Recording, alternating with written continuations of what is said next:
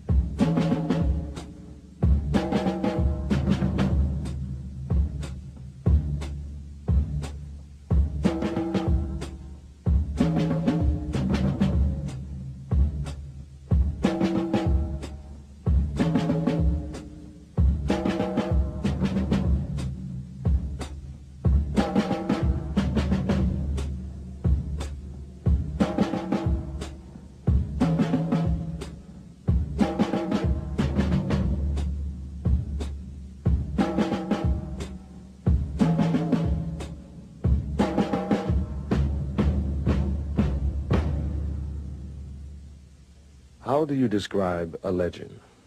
An African-American hero, an historian, an activist who for half a century has charted a singular course dedicated to the intellectual and spiritual liberation of a people. Though his eyes are now darkened by glaucoma, he continues to enlighten the lives of thousands of men and women through the pages of his many books and in university classrooms across the country. How do you describe a legend? You can't, really. But you can meet the men and women who influenced him. You can learn from him the hidden history of the African people. Learn from him a different way of making sense of this complex and often very confusing world. And you can let Dr. John Henry Clarke tell his own extraordinary story in his own soulful style.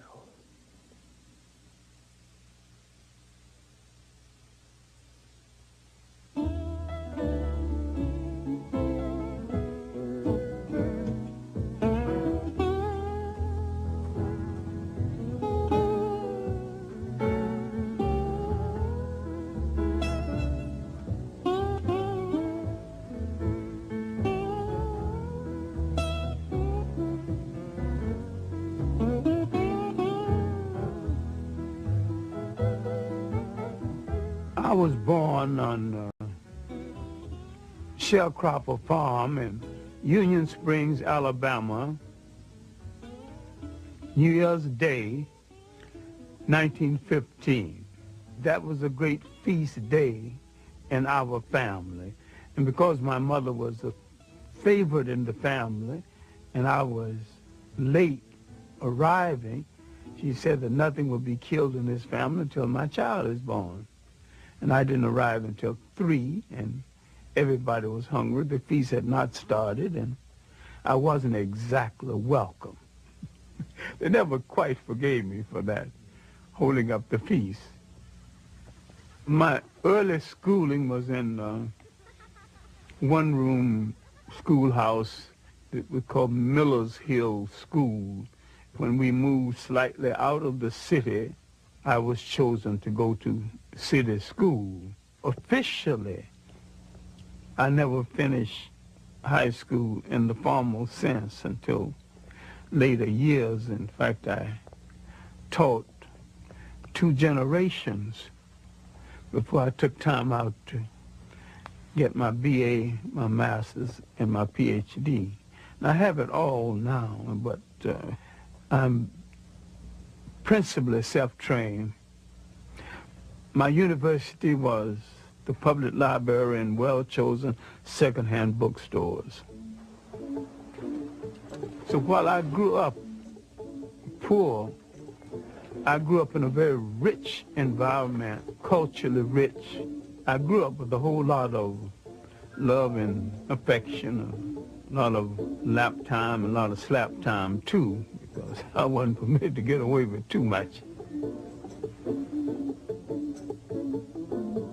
Miss Evelina Taylor is my 5th grade teacher, and she might be the foundation teacher in my life. In addition to teaching me basic good thinking and good conduct, she called me into her room during her lunch hour one day and told me to stop playing the fool because I was playing the fool just to get accepted.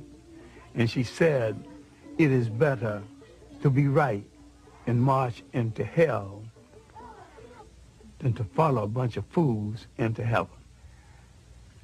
I wanted to do something to impress Miss Taylor, and we had current events on Friday.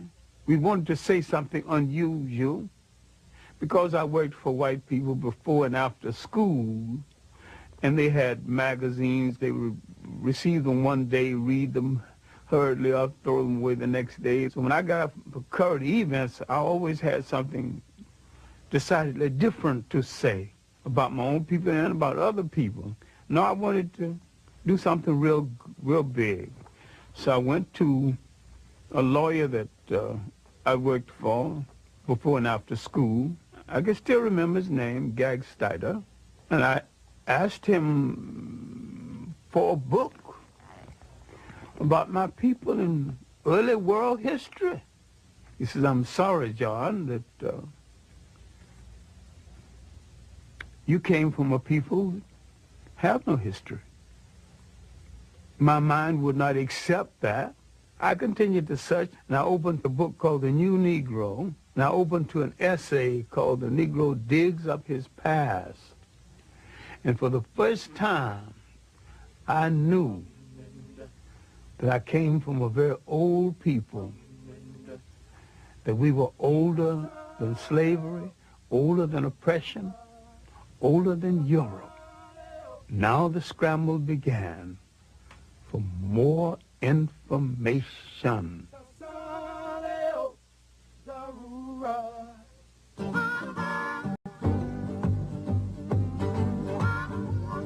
During the disaster years of the Great Depression, Americans in huge numbers take to the rails. They don't take Pullman cars or day coaches. They stow away on the freights, riding the rails in search of the opportunity to create a better life. John Henry Clarke wrote them. Out of the South first, briefly to Chicago, and then on to New York City. I had a dream. I thought that because I'd had some success in writing local plays, writing lyrics for songs for local plays, and that I could go write professionally.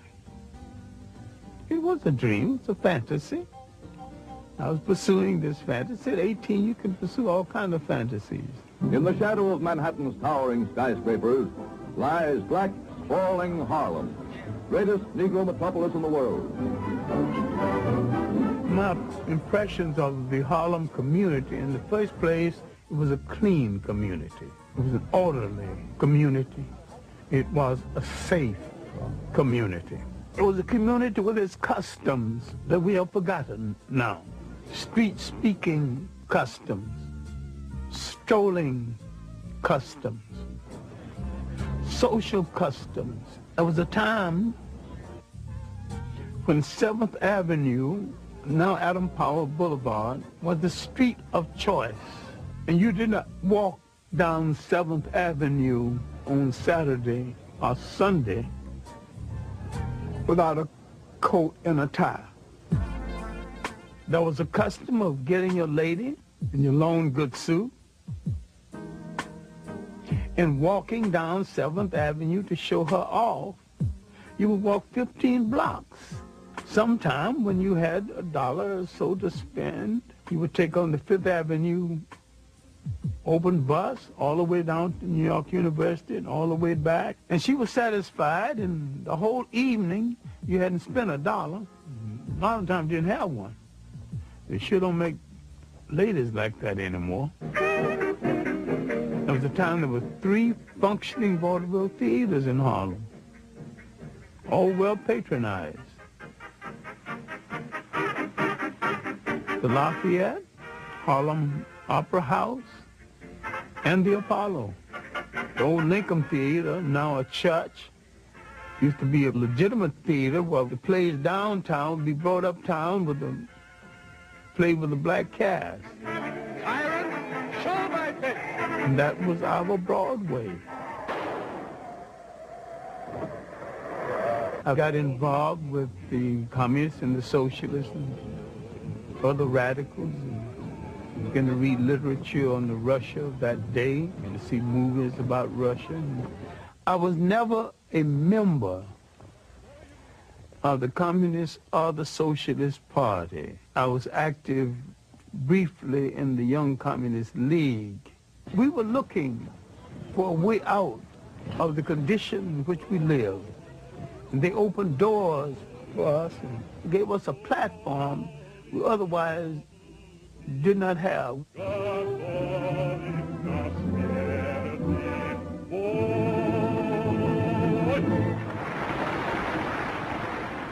Paul Robeson was the one artist who made the great sacrifice based on commitment. And that commitment is that an artist is supposed to use his or her art to change the society in which they live.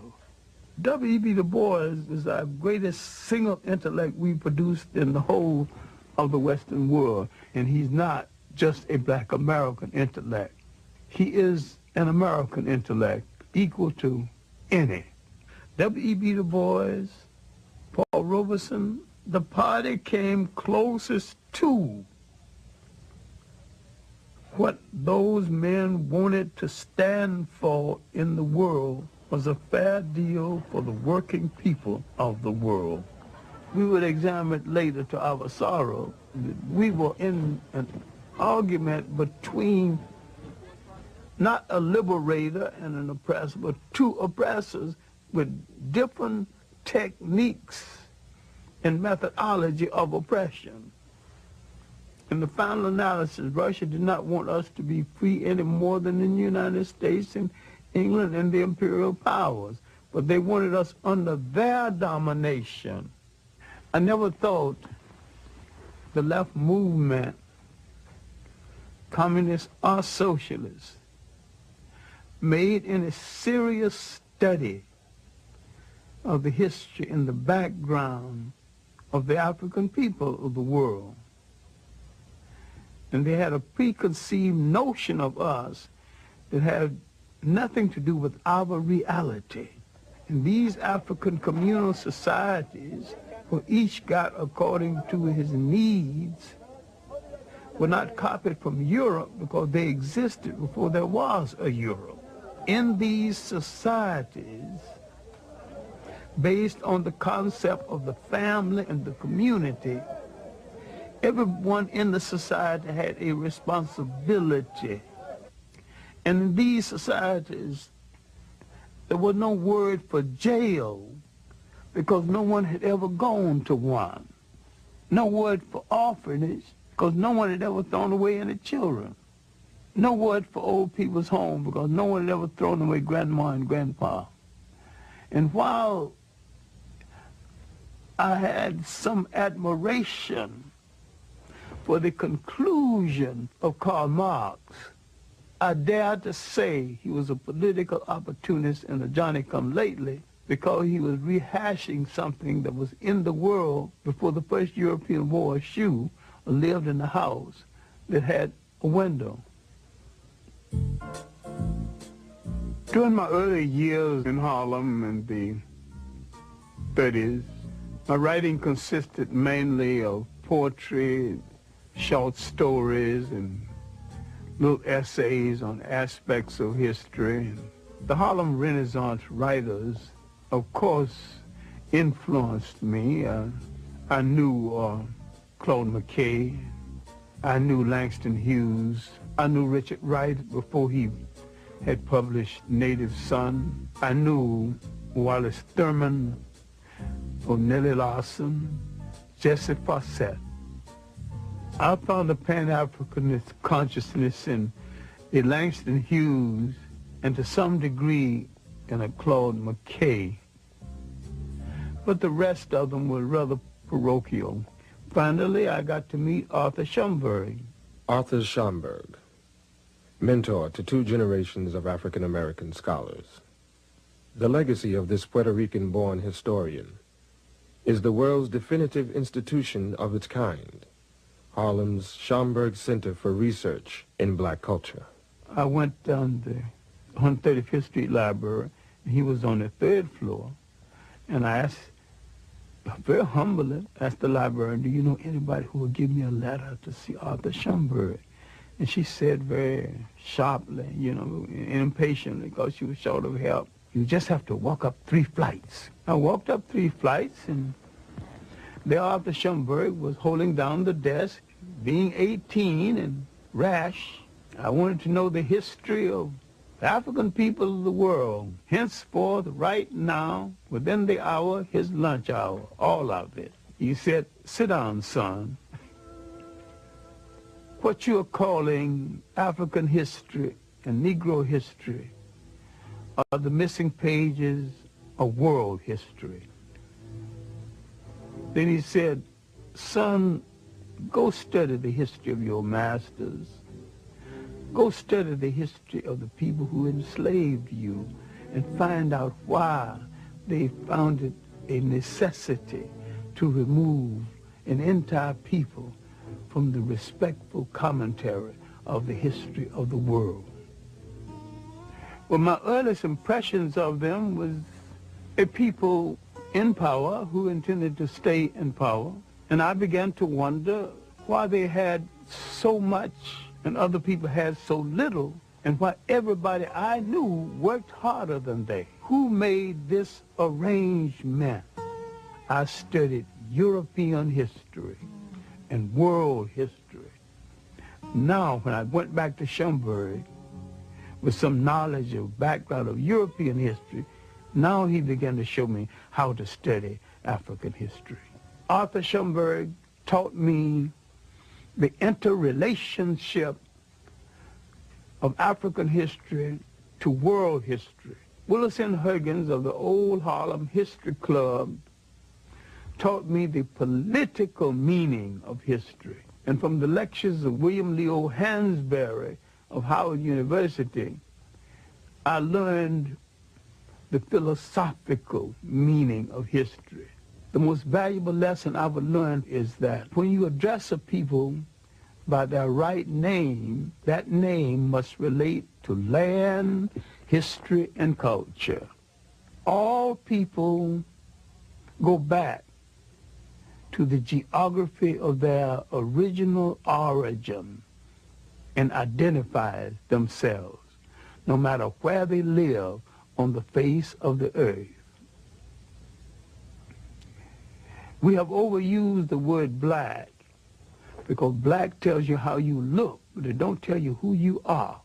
You can call an Italian white, but that don't tell you anything about him. We are the only people who seem to have lost that all essential trait of geographical and historical reference.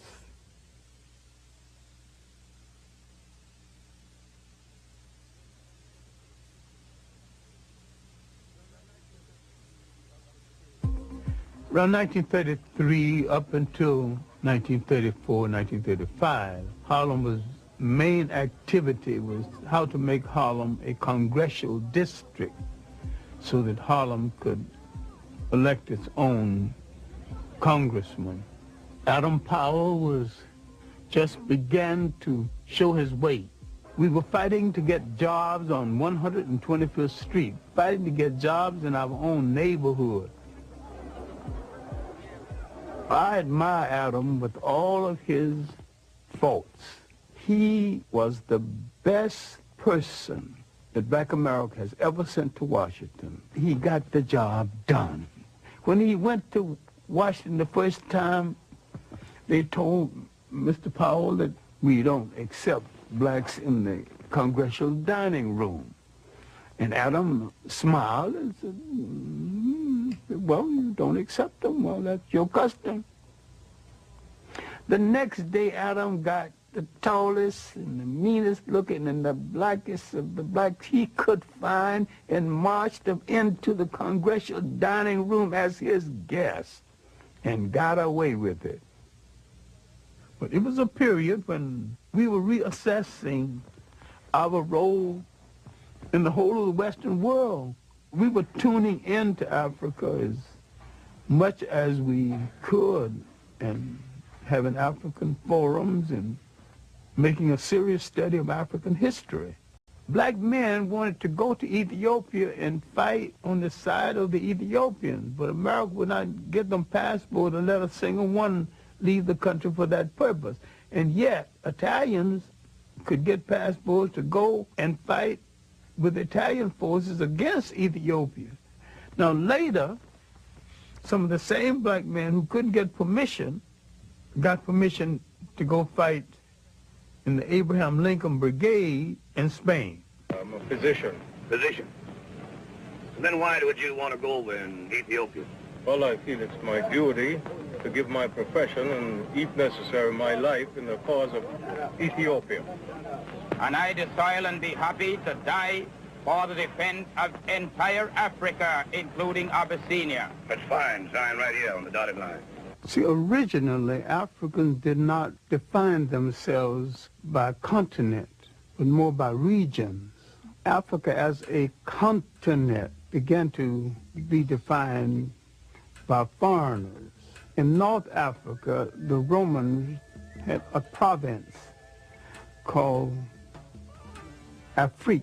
The word became Africa. The history, both known and hidden, of the land where time began has been a primary focus of Dr. Clarke's scholarship throughout his long career. The concept of social order, the concept of an organized society came out of Nile Valley civilization before there was any other society that has been known to man functioning any other place in the world. The significance of Nile Valley civilization is that it was that civilization that set a standard of performance untouched by the other civilizations of the world. And people are reluctant to give an African credit for a creation that happened in Africa. They also forget that the Nile Valley stretches 4,000 miles into the physical body of Africa, and that it was the world's first cultural highway. For centuries, Eurocentric scholars had rejected the idea that the mighty Egyptian empire was in fact created and maintained by black Africans. The concept that Western civilization was the product of non-white intelligence, imagination, technology, and spirituality was unacceptable, both psychologically and politically. A brilliant Senegalese scholar and scientist would shake, and many say topple, the very foundation of that conventional wisdom. His name was Sheikh Anta Diop. His research was brought to the attention of the English-speaking world through the efforts of his longtime colleague and friend. I was wondering why his books had never been published in the United States. He said there was no publisher's interest in his books. It took me 7 years to interest the publisher in the books of Sheikh Anta Diop. Diop's disciples refer to him as the Pharaoh of the Upper Nile. You must be strong enough and serene enough de voir les faits historiques to see the historical facts et de les interpréter and correctement. to interpret them. Nous pouvons tous être passionnés, We can all be impassioned, Mais ce n'est pas de cette manière que nous résoudrons les problèmes complexes de l'humanité. But that is now not how we will resolve the very complex Donc cette problems of domination humanity. dont nous souffrons, dont j'ai souffert moi-même, The domination that we suffer from, that I have suffered from notre myself, propre domination des autres races l'a précédé. our domination of other races preceded it. Donc l'Afrique a exercé un impérialisme continu pendant 4000 ans. For 4,000 years, Black Africa had an imperialism. Toute l'Afrique occidentale était conquise et était justement sous la domination noire. All of Western Asia was under the domination of blacks. On n'aurait pu jamais penser à cette époque-là que la situation pourrait un jour être renversée. And at that time, no one would ever have dreamt that the situation could be reversed. C'est pour ça que l'étude de l'histoire nous redonne la sérénité pour apprécier les faits et les relativiser. This is why the study of history gives us the serenity required to appreciate the facts as they are. 1974, he would challenge the major scholars of the world on the concept of Egypt not being anything other than an African state. In the conference on the peopling of Egypt, leading scholars of the world met and debated. Most of them wanted to put Egypt's origin outside of Africa. Sheikh Anta Diop and his protege, Theophile Obenga, placed Egypt within the context of Africa's totality. Sheikh Anta Diop was more than a historian. He's a scientist, he's a paleontologist, and he had proven that if he could get the pigment from some of the mummies, he could prove their African origins. All the rest of the conferees came just to disagree, and when it was all over, they had to admit these two men came prepared to prove their case. At that point, they began to close the door to the research of Sheikh Anta Diop.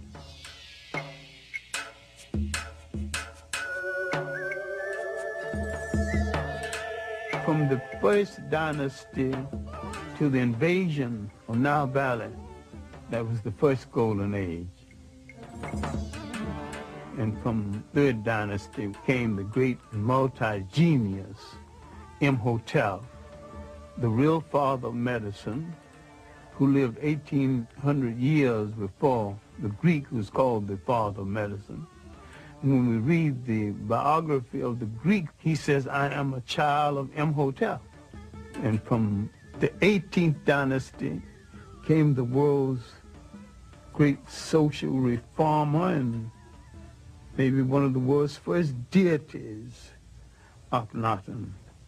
He thought so much of life he would not crush a flower. He outlawed warfare. Spirituality was a part of the total life of the people. Before the coming of the Europeans, the African was very religious. The step pyramid was originally built with a temple at the top where you can go up and pray. This relates not just to the glorification of a pharaoh, but the spiritual outpouring of a people. This is what made the civilization of the Nile so great. At the same time that Egypt was in its 24th dynasty, Europe was just emerging from its pre-literate past.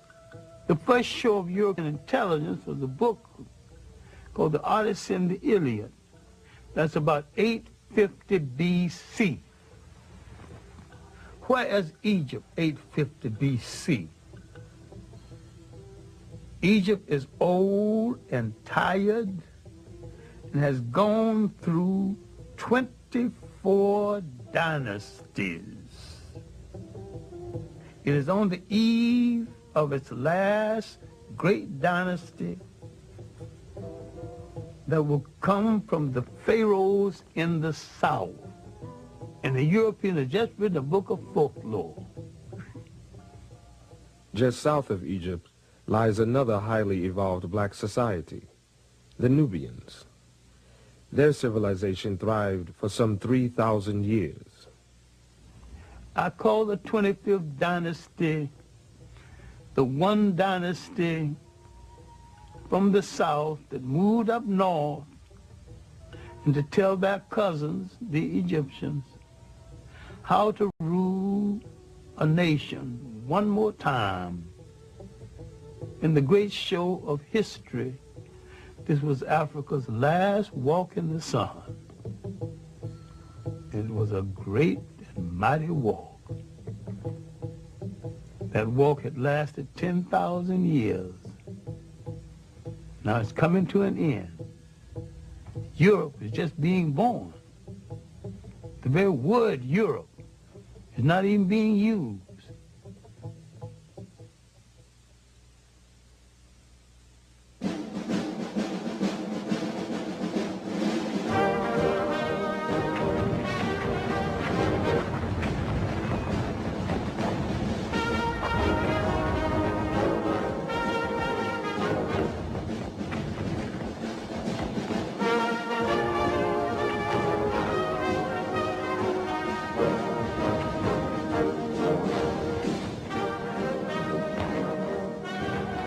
I was drafted to the Army in September 1941.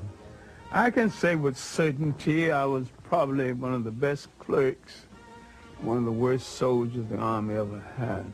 I couldn't shoot, didn't like the hot sun, didn't like to go on those all-night trips, but I was a wizard of administration. I made sure my men got what was due to them as soldiers and men. Not as black men, but as soldiers and men. After I returned from the Army, it was not so much as finding myself again as a Pan-Africanist, but redefining myself as a Pan-Africanist. Remember, we had participated in a war that we were cynical about in the first place, and having participated in this war on a Jim Crow basis, getting out of the war, and there wasn't the employment that we had hoped would be there, I began to think more and more about the fact that African people would have to depend on themselves. Pan-Africanism would be perceived as a way to end African dependence on colonial masters, a way to create free and independent nations, a way to transfer the continent's immense riches from the hands of invaders into those of the indigenous people of the land. I began to define Pan-Africanism as the building of an African world community, the union of African people in different parts of the world, the African population in India and the Pacific Islands, the African population in the Caribbean, and Brazil and South America. And I was looking to the fact that we number 1 billion people on the face of the earth. If you put them all together and they did one thing in unison, even if it was wrong, it might alter the world. Africa has always been and still is the world's richest continent. Africa has always had things other people wanted, thought they couldn't do without, and didn't want to pay for. So therefore, there's always been an excuse to invade Africa. Alexander's invasion was the first purely European invasion of Africa.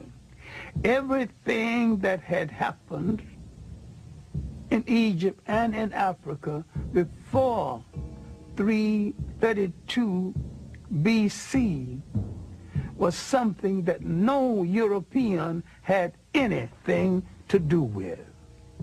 Now we see the beginning of European occupation, and we see it as aggression, not bringing civilization, but destroying civilizations that it did not understand.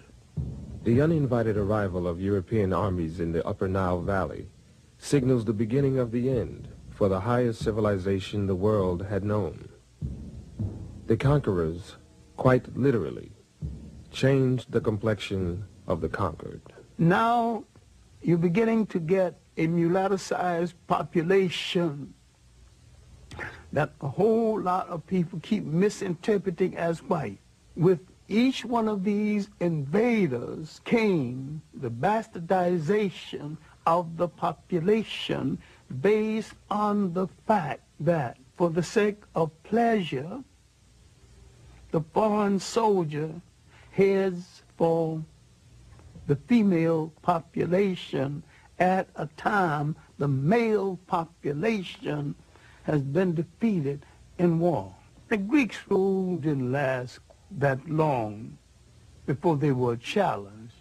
An ambitious and well-dressed bunch of thugs across the ocean, not very educated, but they could fight like hell, called Romans, began to have ambition for the trade in the Mediterranean.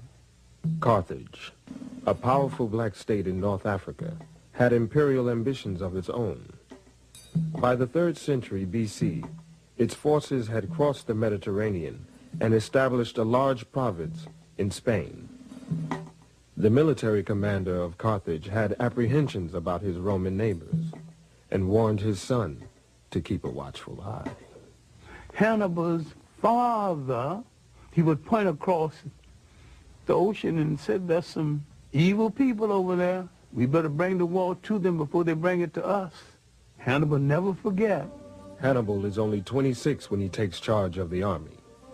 He launches an audacious military adventure, leading his men and their elephants over the Pyrenees Mountains into France, then pointing them across the Alps, boldly, toward Rome itself. Heavy casualties, overextended supply lines, and defection of allies drive Hannibal off the soil of southern Europe. He retreats back home to Carthage. The Romans have made a mission, almost a cult, out of the destruction of Carthage. They would meet each other in the mornings. Good morning, Roman citizen. Carthage must be destroyed. Yes, of course, Roman citizen. Carthage must be destroyed. Rome's legions clash with Hannibal near Zama. His troops are defeated. Hannibal is sent into exile. His once mighty nation becomes another colony of Rome and an administrative center for their empire.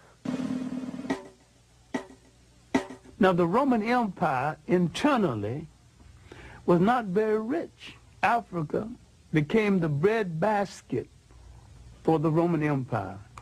And except for Africa, the Roman Empire would not have been able to sustain itself.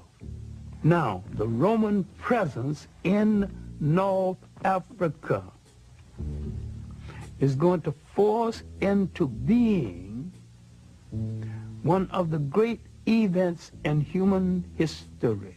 Roman taxation, Roman oppression would cause people to turn to new gods and question old gods, to turn to a story about a God who comes forth to rescue them.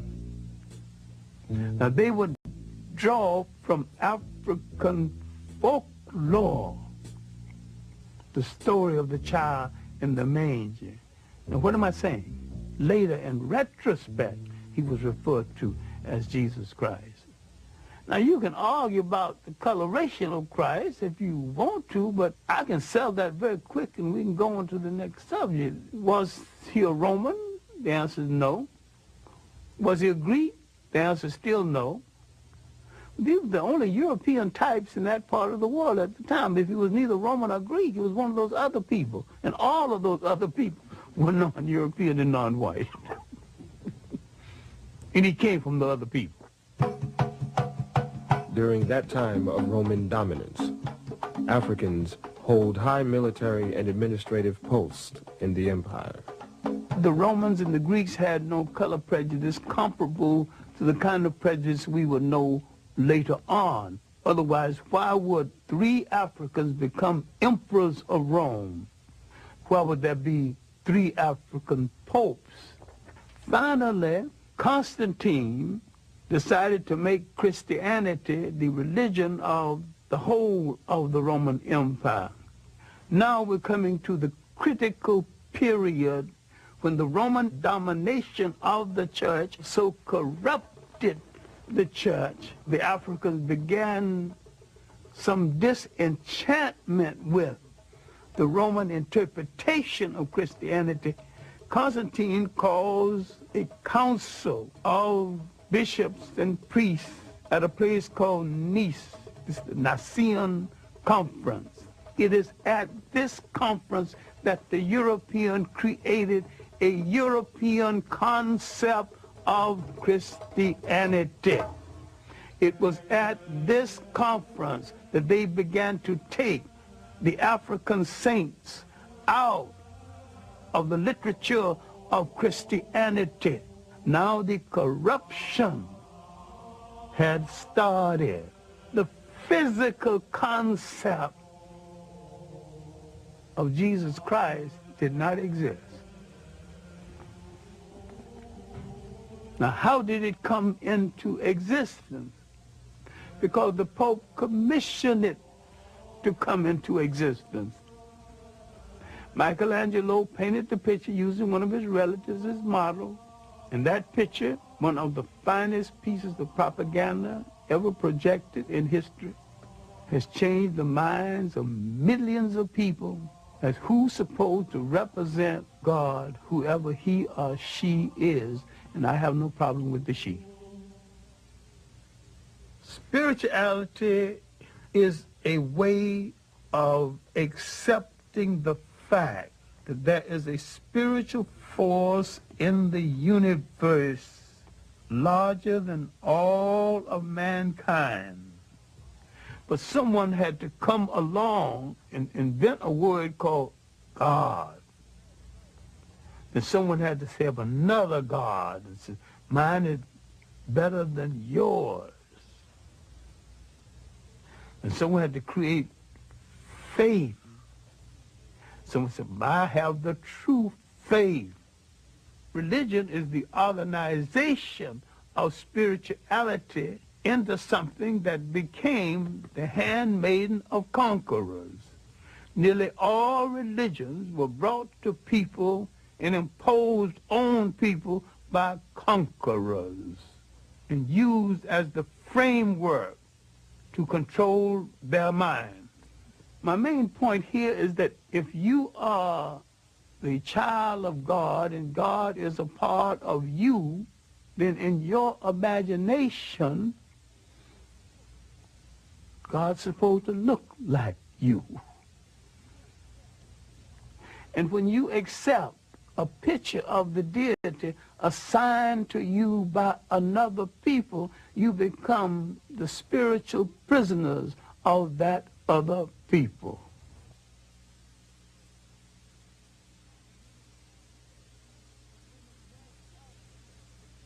Many Africans became Roman citizens, just like many black Americans today. I have nothing to do with Africa. I'm an American. I'm a citizen. I'm an American.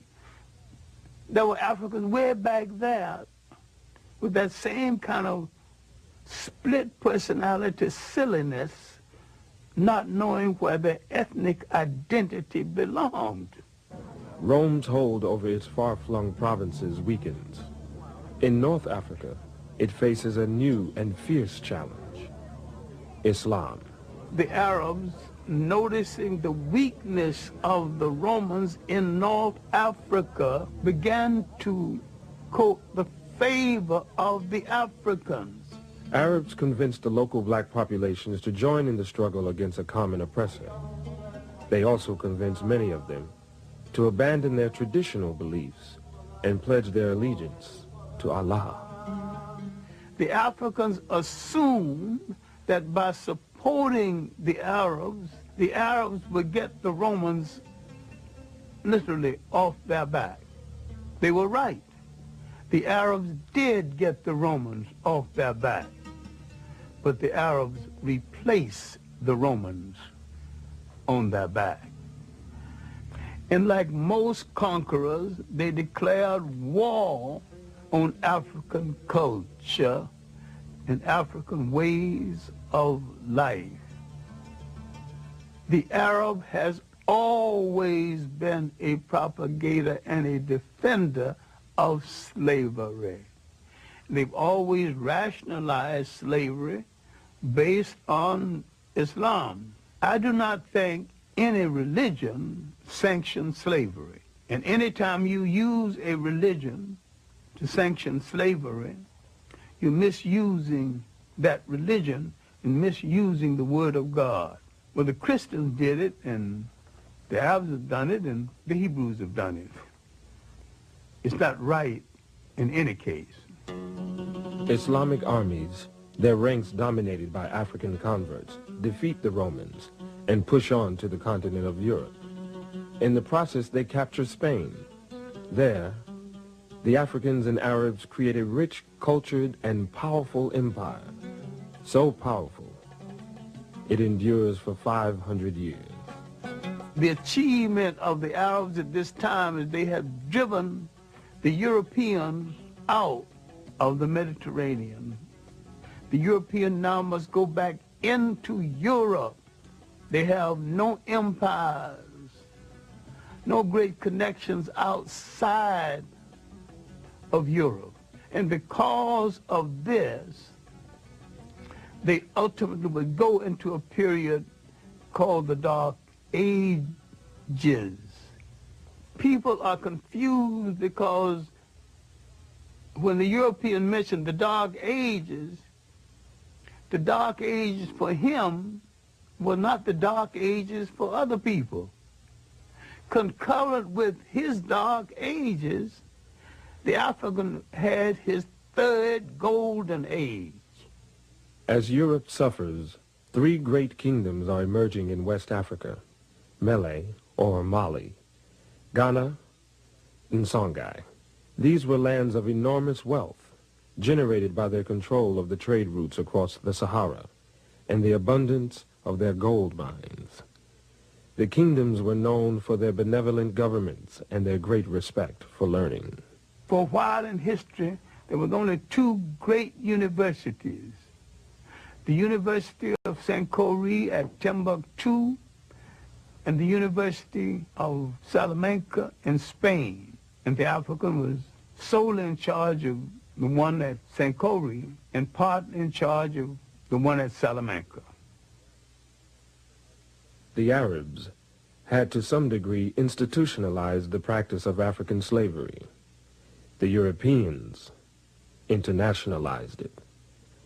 In Europe, the wealth amassed from the slave trade makes the Industrial Revolution possible, while laying the foundations of modern capitalism. In the Americas, the traffic in human souls creates a vast African diaspora, millions upon millions of people ripped from their homelands, transported in chains to a distant, hostile world. The European came into Africa as a guest and was treated as a guest. The Africans, unsuspected, political, naive, and some of them still are, because he had nothing against the Europeans and he had never enslaved any Europeans. He just assumed automatically no European would enslave him. He had never dealt with anyone who would enslave the host and the wife who cooked the meal and lie about it. Around 1442, the first slaves would be taken out of West Africa.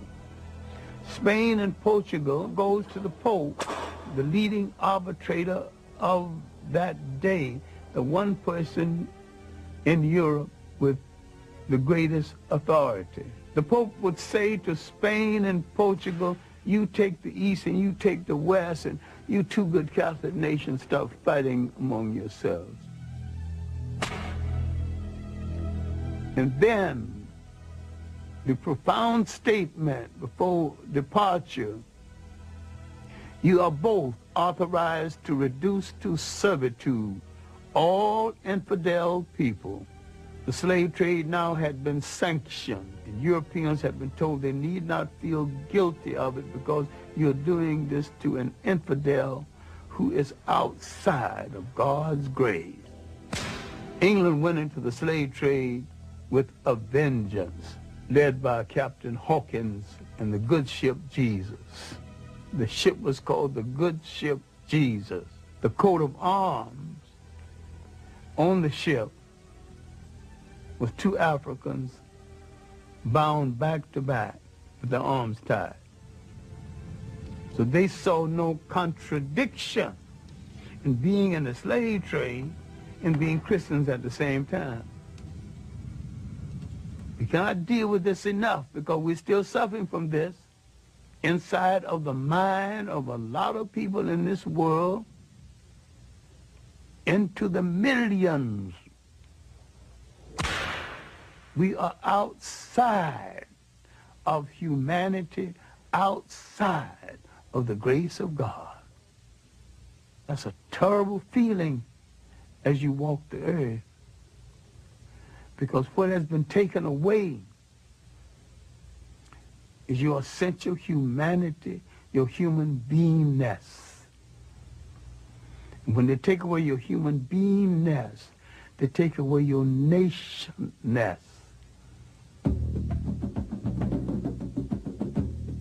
Early in the 19th century, the concept of slavery began to yield to the concept of colonialism, a more sophisticated form of slavery. Slavery as a system became unwieldy, and besides, there's a point where it was saturated. Everybody who wanted a slave had one, who could afford one. The European nations of size that did not have any portion of Africa began to grumble.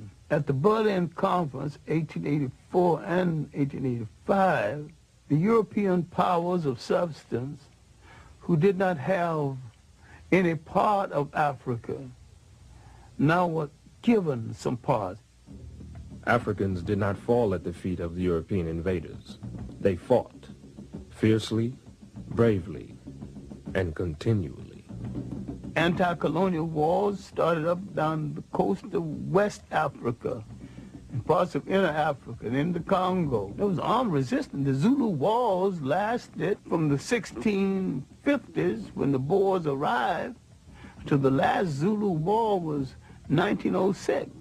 In Ghana, the Ashanti wars lasted from early in the 18th century to the last Ashanti war led by a woman, Ye Asantewa, in 1900. For a while, it looked as though the Europeans would not be able to hold on to the continent. More manpower and more ruthless treatment brought it mainly under their control. By 1884, 1885, and afterward, there was no dispute about who was in charge of Africa, just who was in charge of what part of it.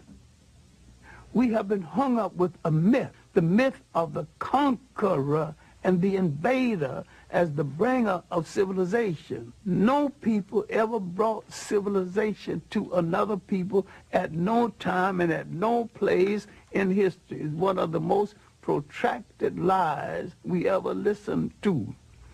Civilization is the art of being civil. The word civil means being peaceful. And there's nothing peaceful about aggression. Only the slave can abolish slavery. If someone is on your back, you have to bend a little to balance them on your back. Now, the best move if you want to get them off of your back is to stand straight up.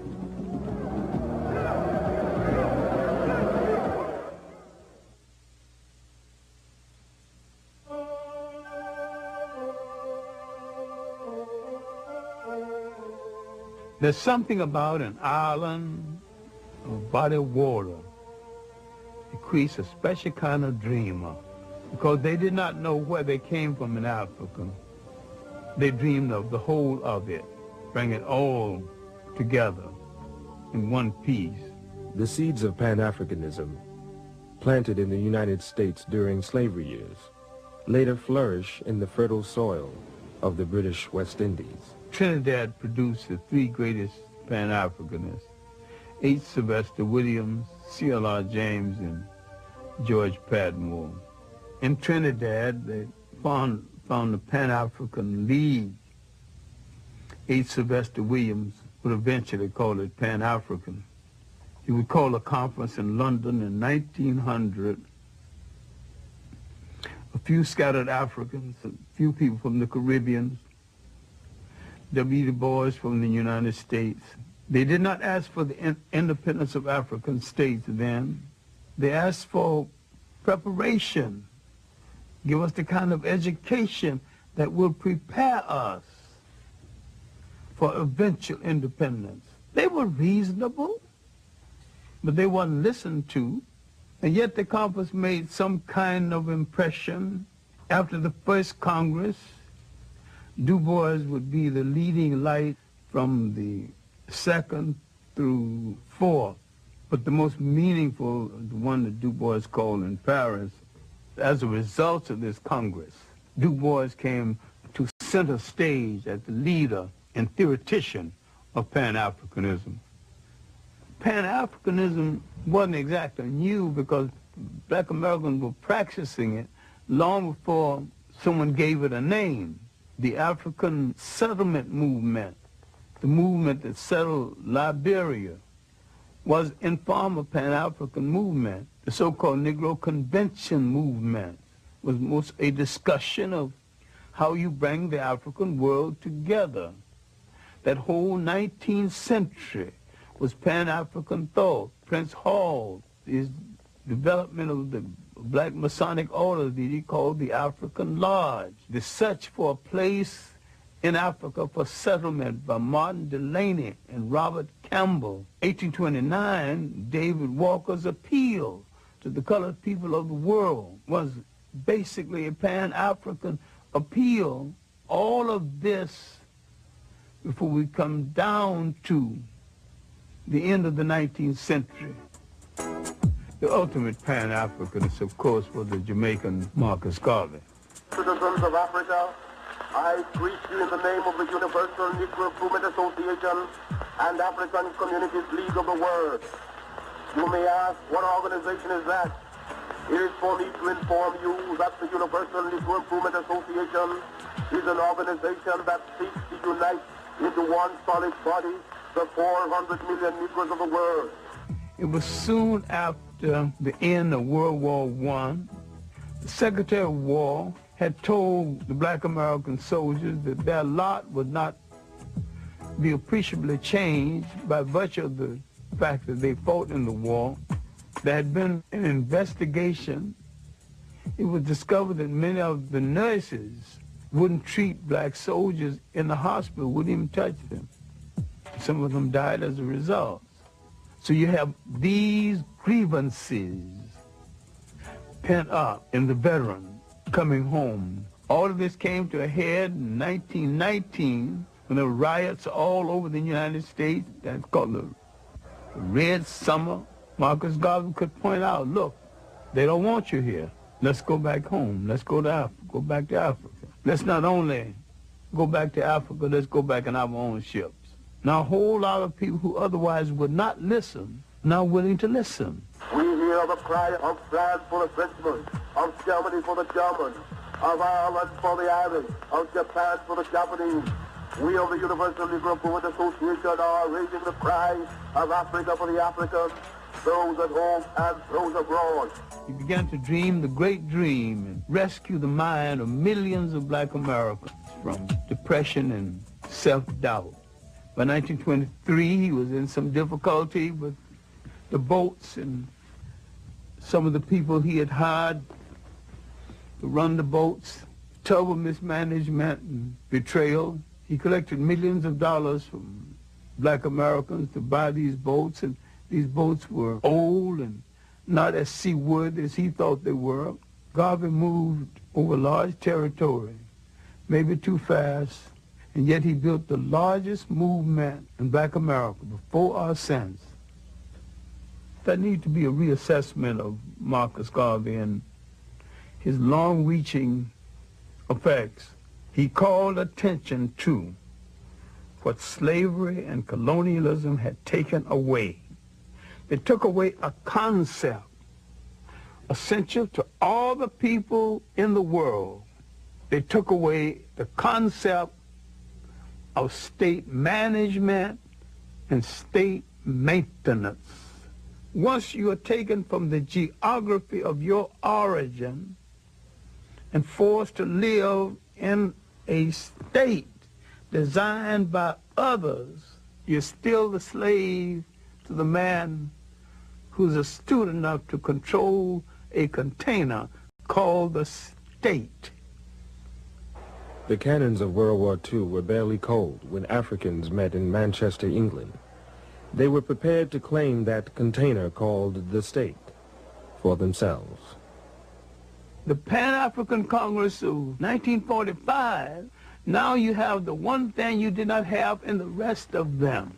You have Caribbean scholars, African-American scholars, not a whole lot, and Africans themselves are now participating. We're not talking about Africa out of the presence of Africa. Now you're talking about Africans with the Africans on the scene. One African being the co-convener of the conference, Kwame Nkrumah. Out of that fifth Pan-African Congress came the mentality, the basic planning to rule and to take over a nation.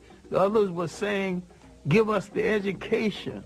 At the fifth Pan-African Congress, they said, we got the education, we got the manpower, we want to rule now. The people of Ghana resisted British rule from the very beginning. In March of 1957, they become the first Africans to win their freedom. Kwame Nkrumah was ready to rule. When I knew Nkrumah in the Harlem History Club days, my impression of him was not as a future head of state, but as an African who's going to go back and make a major contribution to his nation. And he was a committed African.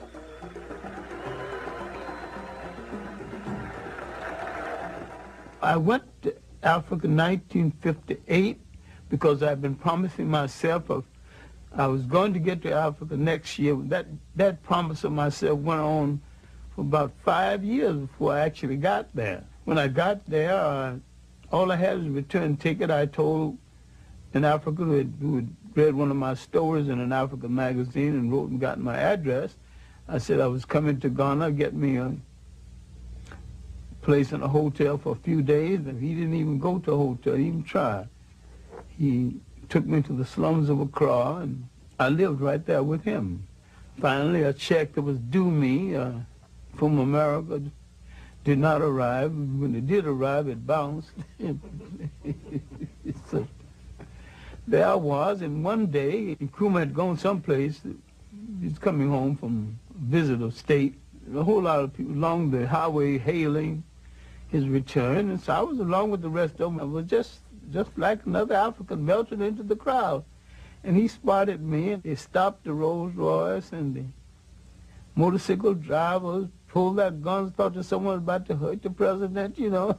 his motorcade stopped, and he came out, and he said, what the hell are you doing in my country?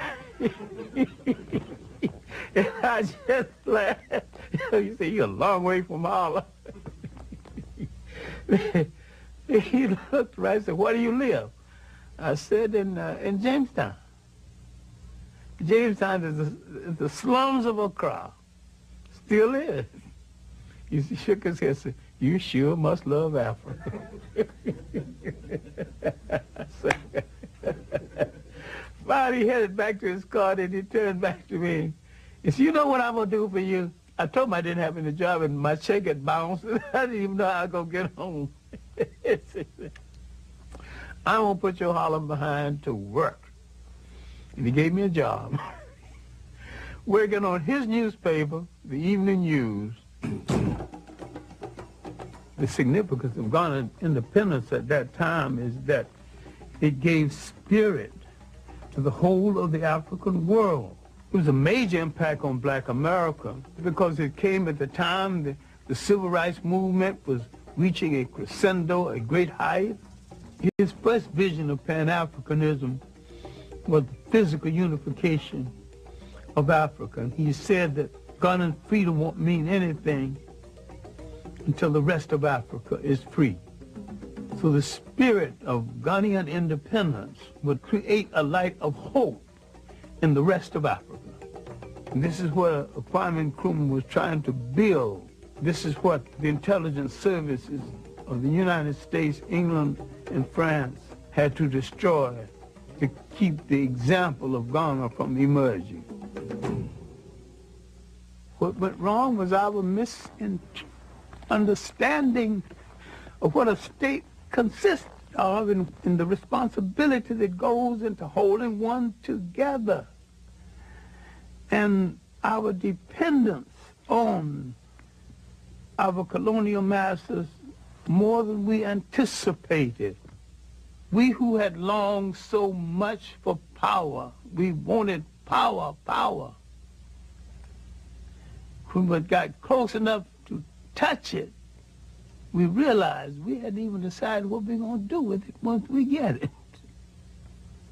I want to take this opportunity to welcome again to the United States, which he knows so well, the first citizen of Ghana, President Nkrumah. I was in the anti-poverty program in Harlem, and when Nkrumah came and spoke at the United Nations, I got the picture and showed it to them, and I got the speech. And the first thing I showed them, I said, look, there's a black man, head of a nation, speaking to the world. He got coarse, nappy hair. He didn't apologize for it. He said, here I am, African and black and bold and powerful and head of a nation. And I got something to say to you, and this is what I got to say.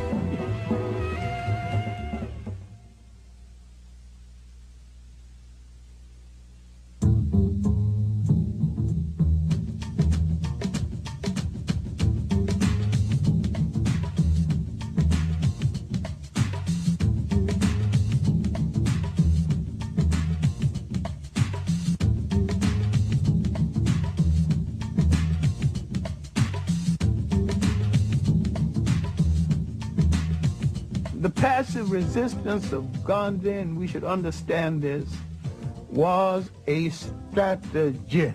I regard myself as a soldier, though a soldier of peace. I received the inspiration to carry on in the nonviolent tradition from Jesus of Nazareth and the operational technique from Mahatma Gandhi. The passive resistance of the civil rights movement was sold as a way of life.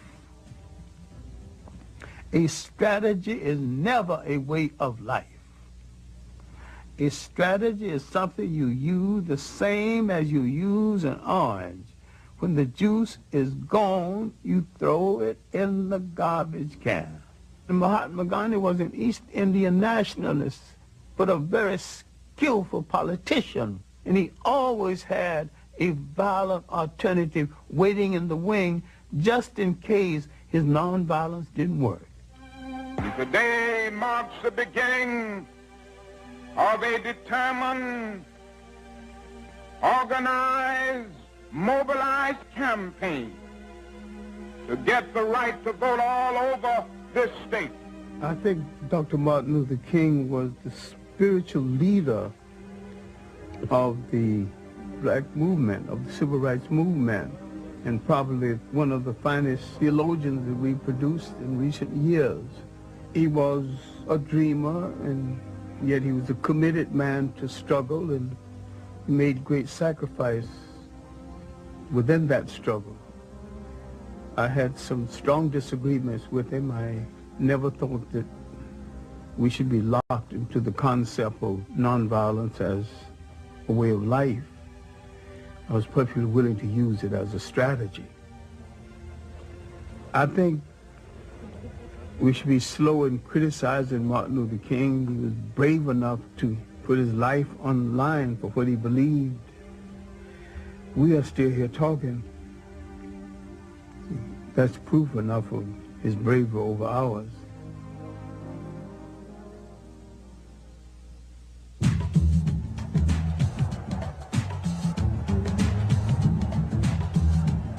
I think the March on Washington was just that. It wasn't a march on Washington, it was a march in Washington. I don't know of any sweeping achievements that came out of it. It was a great ceremony. I'd be hard-pressed to identify the substance.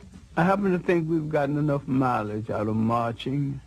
It was a great ceremony. It was a great rehearsal for a show we did not put on the road. For a time, we had the attention of the world. Between the Civil Rights Movement, the Caribbean Federation Movement, and the African Independence Movement, we had the attention of the world, and there were people, though they hated our guts, they were willing to make concessions to us based on the fact that we were ready to handle power. We made too many speeches and didn't do the necessary work, the unglamorous off-camera work that would have made it possible. That was our great mistake. Ceremony that lacked substance. And that was a voice, loud and clear and analytical. We were fighting to keep from hearing that voice. It was the voice of Big Bad Malcolm X, who had both the national and the international message. One of the reasons that it is bad for us to continue to just refer to ourselves as so-called Negro, that's negative.